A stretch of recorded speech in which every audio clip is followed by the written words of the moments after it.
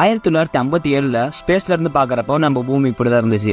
அதுவே 2023ல் ஸ்பேஸ்ல இருந்து பாக்குறப்ப நம்ம பூமி இப்படி ஆயிடுச்சுங்க. இதுக்கெல்லாம் காரணம் என்னன்னு பாத்தீங்கன்னா, இப்போ பூமி எந்த அளவுக்கு குப்பையாகிறோமோ அதே அளவு ஸ்பேஸையுமே குப்பையாக்குறோங்க. அதாவது நம்ம பூமியில இருந்து அனுப்பக்கூடிய சேட்டிலைட்ஸ், அப்புறம் அந்த சேட்டிலைட்ஸ் அனுப்பக்கூடிய அந்த ராக்கெட்ஸ் எல்லாம் ஸ்பேஸுக்கு போனதுக்கு அப்புறம் அப்படியே அங்கேயே சுத்த ஆரம்பிச்சிருங்க. இதுக்கு பேர் தான் ஸ்பேஸ் ஜங்க் இல்லனா ஸ்பேஸ் டிப்ரிஸ் அப்படின்னு சொல்லுவாங்க. அதாவது ஒரு புல்லட் கன்ல இருந்து வர ஸ்பீடை விட 10 மடங்கு அதிகமான ஸ்பீட்ல அந்த டிப்ரிஸ்லாம் ஸ்பேஸ்ல சுத்திக்கிட்டு இருக்காங்க.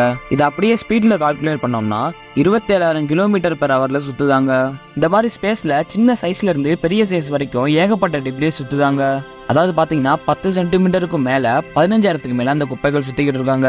அதே 1ல இருந்து 10 சென்டிமீட்டருக்குள்ள பாத்தீங்கன்னா 2 லட்சம் பீசஸ் கிட்ட சுத்திக்கிட்டு இருக்காங்க. அதே 1 சென்டிமீட்டருக்கு கீழே பாத்தீங்கன்னா மில்லியன் கணக்குல அந்த குப்பைகள் ஸ்பேஸ்ல சுத்திக்கிட்டு இருக்காங்க. ஆனா இன்ன வரைக்கும் ஆராய்ச்சியாளர்கள் அந்த குப்பைகளை எப்படி நீக்கலான்னு தான் ஆராய்ச்சி பண்ணிட்டு இருக்காங்க. ஆனா இன்ன வரைக்கும் அதை எப்படி நீக்கிறதுன்னு அவங்களால கண்டுபிடிக்கவே முடியலையா.